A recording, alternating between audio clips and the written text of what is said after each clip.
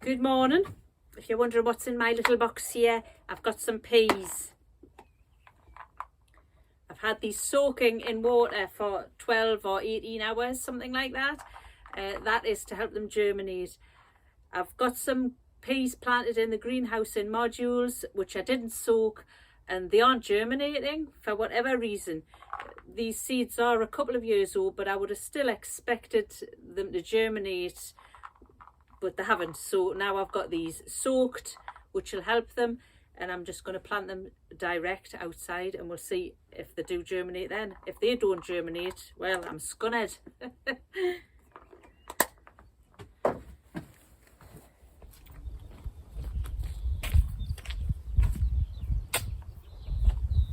This is the new border that we made when we knocked down 2 existing raised beds and we made them into one. I've decided I'm going to put a selection of peas and beans into this border, get it all filled up, and this is the first thing that I'm planting. So I'm making a little trench, a little drill, about 15 centimetres wide, about 5 centimetres deep.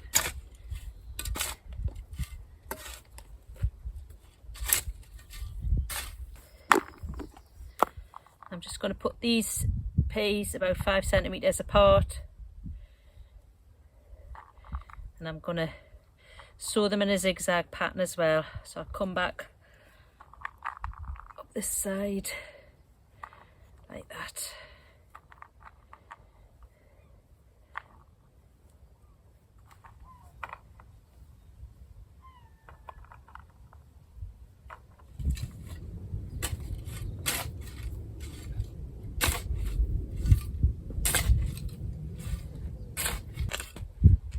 And I've got enough peas for a second row, so you can go in there. You should have about 60 centimetres between your rows, between your drills.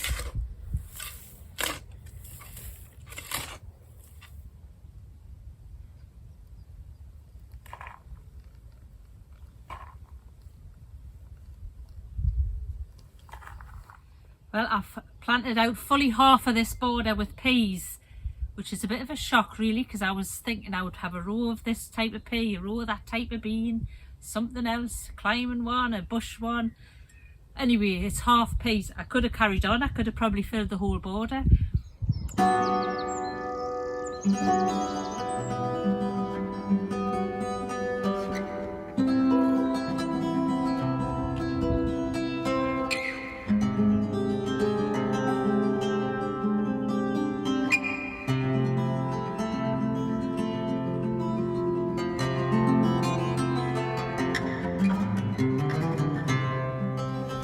It's another day, and I thought I'd show you the peas that I've got that have failed. Well, obviously I haven't failed them all. These 2 at the front here are the same peas that I've just put in at the allotment, and I've only managed to get 4 peas to germinate, so I don't know why that is. They've been in well long enough now for them to have germinated, so I don't think they will. But as well as that, I have got these, which were a completely different variety. I've forgotten what they are. I hope I haven't lost the packet, but I think they're a dwarf variety, but at least I've got them. And these 2 are sweet peas. I saved the seed from my sweet peas last year and they've come up brilliantly. That's just some beetroot. I'll show you what else I've got going on in the greenhouse and outside. So this is all my stuff that's hardening off. I've got a whole load of lettuces there at the front. I'm waiting to put them into containers. I'm going to keep them in the back garden like I did last year, because I just find it better to have my salad stuff right at the back door, ready for when I want to pick lettuce, rather than having to go to the allotment and then carry it round and put it in the fridge and wait all day. So that's waiting, but we're still 2 weeks away from the last frost date, so I'm a bit wary about putting it into pots just in case. Don't know what else I've got here. I've got broccoli, spinach, kohlrabi. I've got some flowers, marigolds and hollyhocks. Kales I've got. I've got some magenta goosefoot, which I'm happy sprouting beautifully. This grows to about this height. It gets lovely magenta pink tips on the leaves, and you just use it like a salad. I haven't grown it before. Onions, tagets, lemon marigolds. Yeah, everything is coming on lovely here. I'll show you in the greenhouse. So I've got masses going on in here. I think I'll just have to bring you in and show you close up. Some sprouted, some not so far, but everything's sprouting really well this year, I've found. I'm having really good germination rate, and the ones that do germinate are looking really healthy. So fingers crossed this streak of good luck continues. Although I have had my first disaster of the year, I will admit you. I had some red cabbage seedlings. Well, they were about this big, and I put them out the other day at the allotment, and I knew I should have netted them, and I went back 2 days later, and sure enough, the pigeons or whoever it is they've just taken all the leaves off. They've had it. However, I've got more seedlings coming, so we'll be all right. So these are my tomato seedlings. They're looking lovely, healthy, coming up beautifully. I'm going to put half of them in the greenhouse. I've got a variety called, hang on, I'll just look at the packet, Mascotka, which I've never heard of before. I'm going to grow them in the greenhouse. And then I've got Gardener's Delight and Moneymaker, which I'm going to put in the allotment. And then up there, these are my chilies. Now and I've got some lemon balm at the back there. They're slow to come on, mine, very slow. The chilies, I know I planted too late. I think you're supposed to get them in really, really early. However, what I've heard is you can overwinter them. So I'm not really expecting a crop off them this year. But hopefully, if I can overwinter them next year, they might come good. These ones are my summer squash. I've had them indoors, germinating them in the sitting room where the wood burner goes on, because they do need warmth to germinate, and they took a long time. However, they've come out. There's only one that hasn't come, so that's fine. I've got loads here. I've got a Kusa courgette. I think it's like a grey colour. And I've got a straight-necked summer squash. So I've never had either of them before. I don't know what they'll be like, but I'm looking forward to trying them. All kinds on this table. I can hardly even remember. I've got some basil over there that hasn't germinated. I think they are sunflowers. I got giant ones this year. Cabbages, and I've got all kinds of spinach and rocket and more lettuce and more flowers. I think I've got zinnias and all sorts going on, but everything seems to be coming on nicely.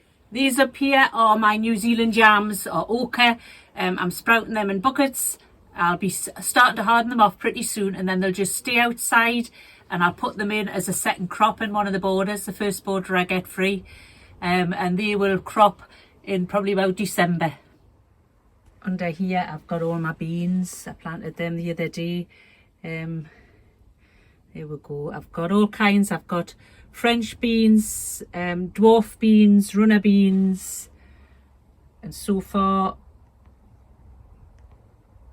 that's the hero for the moment, the first bean to come up. There's my patty pan squash, small lemon balm, and that's the cabbages to replace those ones that the pigeons ate. Nothing coming up there so far either.